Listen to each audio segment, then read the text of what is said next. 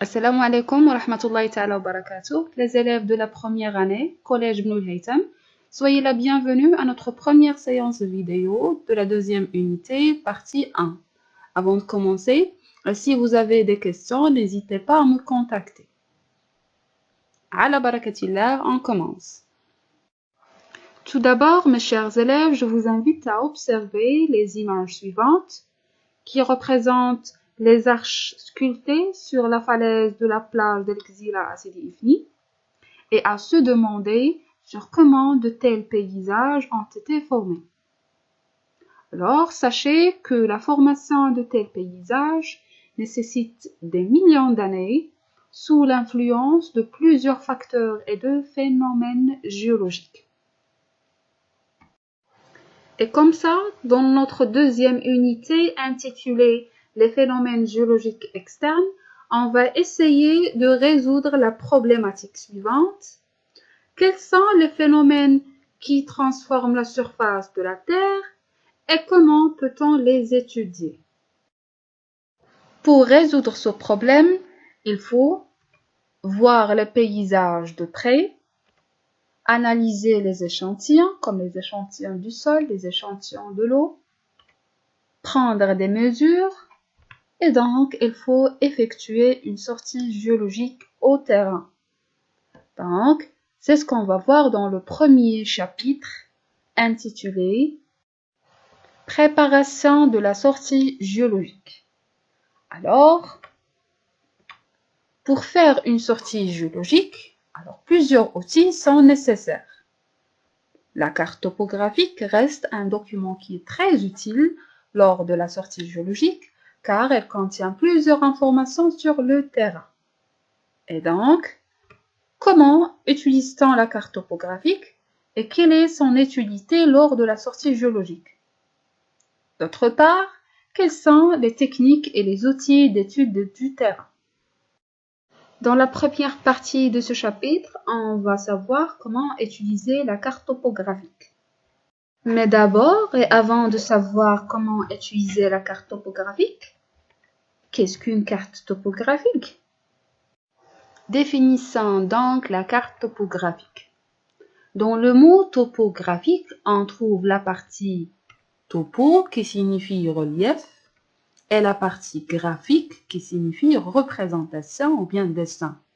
Alors, la carte topographique est une représentation à échelle réduite d'une surface de la Terre sur un plan et elle fournit des informations sur les formes de relief, la végétation, les cours d'eau, les réalisations humaines, etc.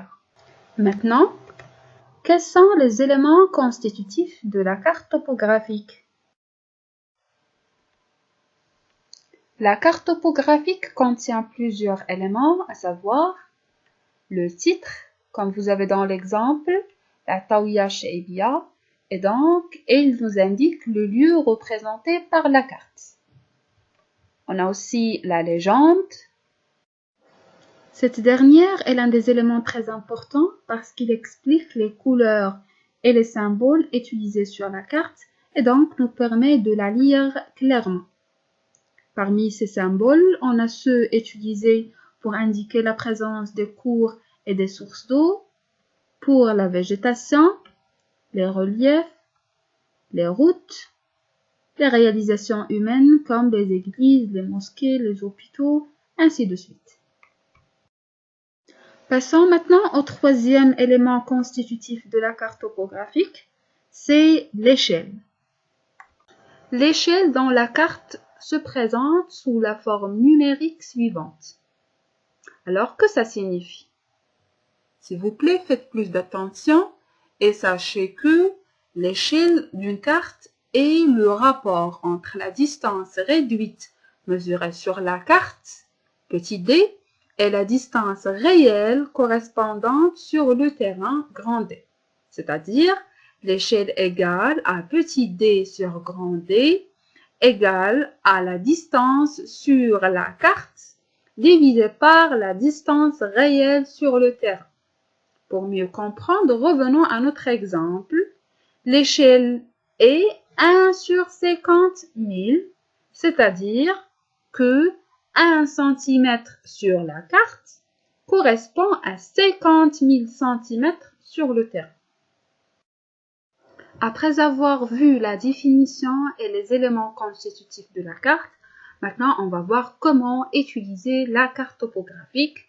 Et la première chose qu'on va savoir, c'est comment localiser un lieu dans la carte topographique.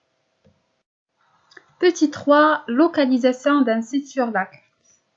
Alors, pour déterminer la position d'un lieu sur la carte, on utilise les coordonnées géographiques, à savoir les lignes de latitude, c'est-à-dire la distance qui sépare un point du globe de l'équateur, et les lignes de longitude, c'est-à-dire la distance qui sépare un point du globe du méridien du Greenwich. Pour mieux comprendre, on va faire une petite démonstration dans laquelle on va représenter le site de la Taouya dans la carte en utilisant les coordonnées géographiques. Alors faites attention s'il vous plaît. Commençons premièrement par la latitude qui se fait par rapport à la ligne de l'équateur qui représente le niveau 0. Alors, la latitude de la Taouya est de 31 degrés qui se situe ici. Maintenant, il faut tracer une ligne qui passe par cette latitude et qui sera parallèle à l'équateur. Voilà.